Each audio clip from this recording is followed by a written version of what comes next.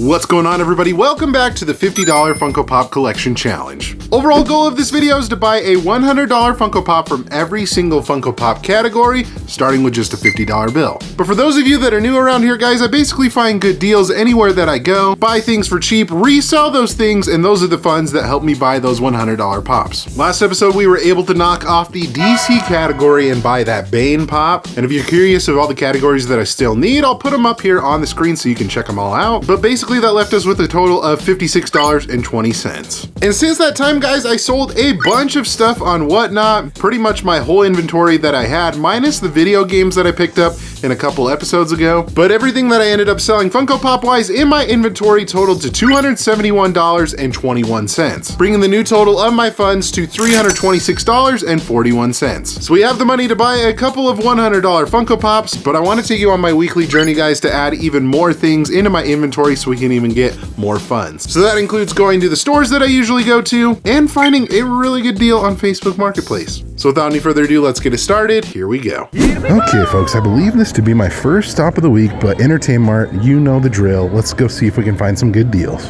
Like I always do, I like to check the front of the store, guys, and they were pretty heavily stocked. A couple of new things here and there. Fantastic Plastic Sam right there, Green Goblin. Most of those prices are pretty spot on. Buddy the Elf is kind of one that you don't see every day. Also, that Naruto is a decent one, but nothing that I really want to pick up. Just some restocks that I wanted to show you guys. For $19.99, special edition Andrew Garfield Spider-Man, Superior Spider at $16.99. Kind of weird that they have those specialty series stickers on the front.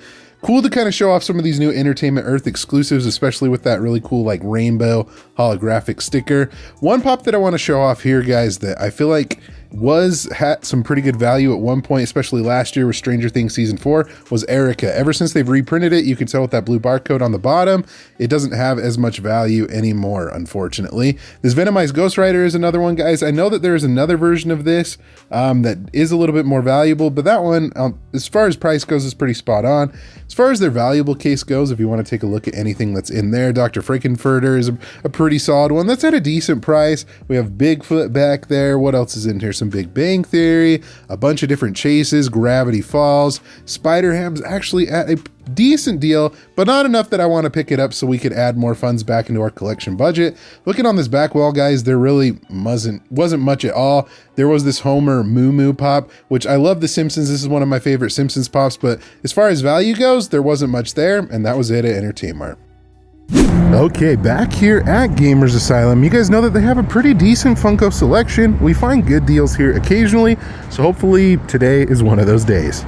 All right, folks, checking out the first part of their Funko section here, I think I see some decent pieces. We're talking some Lord of the Rings stuff with like Aragorn, Legolas, Gimli, Frodo. I'll have to do a little bit more research, but I think prices might be fairly close to spot on those, but I know some Lord of the Rings pops have good value, and also Sonic with Emerald. I know that they reprinted this one, so this one probably doesn't have as much value as I'm thinking, but still an older find. I don't really know much about this one either. It has an unfamiliar sticker, Funimation Natsu. I don't know, I'll do some more research on that too. Oh my gosh, guys, they have tons of Funko Pops right here. This whole wall. We're going to take a look, see what we can find. So looking around, I did find another Sonic restock, like I was kind of telling you guys about Shadow. This actually did have some decent value at one point, but at 15 bucks with the restock, it doesn't anymore, unfortunately. Milton the Toaster is kind of a fun one. You also have some Apex Legends pops, which I know some of those do have some value, but the ones that I'm seeing, I think they're the newer ones. But other than those few things that I found, I'm not finding anything else interesting. Like I said, they had tons of stuff. I'll keep looking, but I mean, Kurama, I guess that's kind of interesting. We also have Kakashi right here, and even a cheaper Gimli for that matter. I'm looking for some of those other Lord of the Rings pops. But yeah, I think that's going to do it here at Gamers Asylum. All right, Entertainment Mart number 2. You know the deal. Just like the first store, trying to find some good deals. So let's check it out. Inside of Entertainment Mart, guys, I always like to check the front right here. Some of their newest stuff is right here.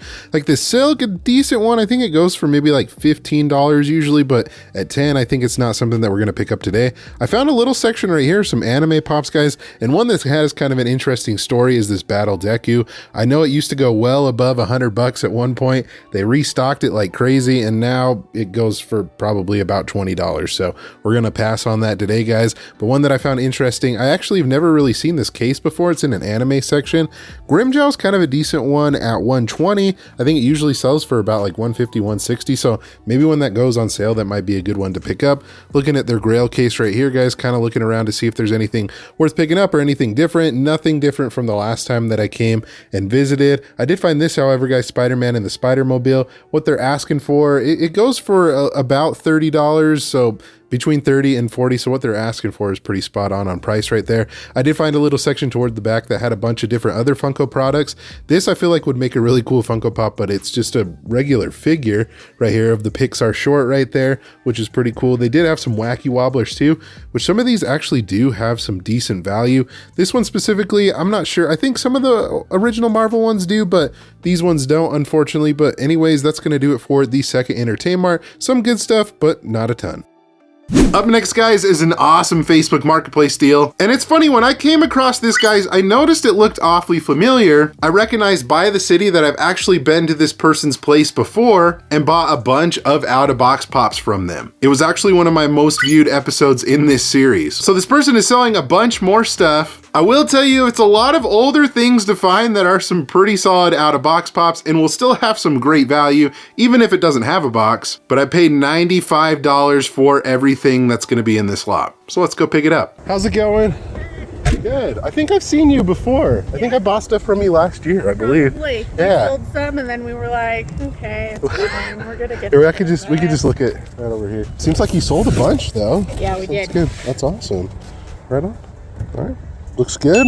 Are you selling anything else like that you still have in your collection that you still need to go through, or no, we've pretty much gotten rid of everything except my Disneyland collection that I like to keep on the piano. Okay. And my Emperor's New Groove. Oh, okay. Not getting rid of that. you made the final cut. Everything else, That's really pretty much it. Okay. All right, cool. All right, guys, back at home, I have everything laid out here on my desk, and I gotta say, this is a great lot of pops. So I paid $95 total. All of the normal size figures were $3 each. And then Elliot over here was actually $5, I believe. So that would make sense that it's $95. But anyways, we got to start off over here, guys. This one's awesome. From Pete's Dragon, we have Elliot. I think that's just such a fun 6-inch pop. From such a classic Disney movie, I'm definitely going to give this one actually to my sister because she loves the movie. So I guess we're going to, take that one out of the equation. But as you can tell right here, guys, we have a good amount of Star Wars Rebels pops. One thing that I will say, guys, on some of these pops, there is definitely some good amount of marks. I think these were just well played with by maybe like their son or daughter, which I find it kind of interesting. I mean, to each their own. If you want to play with Funko Pops, that's great. But some of these actually are worth quite a bit. So I don't know. It's kind of a head scratcher to me that they let their kids or whoever play with them. But yeah, guys, the Rebels pops have definitely gone up in price a good amount considering with the Ahsoka show that came out on Disney Plus. Obi-Wan right here is kind of the lone guy out of the Rebels bunch. I know some of the more expensive ones like Grand Admiral Thrawn is a pretty expensive pop, guys, with a box. So I would imagine he'd still do pretty well without one. Ezra right here is a pretty solid one. I think with a box, he's about $100 or so. But some of the more noticeable ones, guys, I'll put up on the screen as far as like price goes with a box. But I think we could still do pretty well on these. You got Pinky and the Brain up there, guys, a great dynamic duo. Also Marvin the Martian and K9.